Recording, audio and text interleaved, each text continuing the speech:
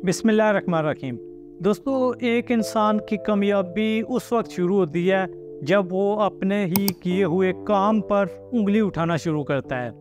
जब वो अपनी गलतियां खुद नोट करना शुरू करता है, जब वो ये देखता है कि जिस रास्ते पर वो चल रहा है क्या वो सिरात मुस्तकीम है, क्या वो सीधा रास्ता है, क्या वो कामयाबी का रास्ता है, क्या वो रास्ता उसको अपनी मंजिल पे पहुंचाएगा,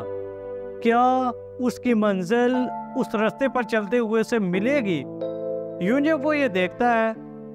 तो वो अपनी इस्लाह करता है, जहाँ पे ज़रूरत होती है वो अपनी बेहतरी करता है, अपने रवैये में बेहतरी करता है और वो ये मज़ीद नोट करता है कि कौन से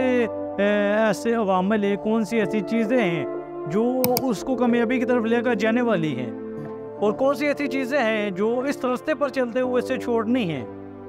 यूँ इस चीज़ को आप सेल्फ इम्प्रूवमेंट भी कह सकते हैं, आप खुद एहतसाबी का अमल भी कह सकते हैं। जब इंसान अपना एहतसाब खुद करता है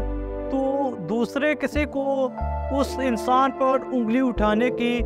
जुर्रत तो क्या सोच भी पैदा नहीं होती, क्योंकि वो इंसान खुद ही अपनी इस्लाह कर रहा है,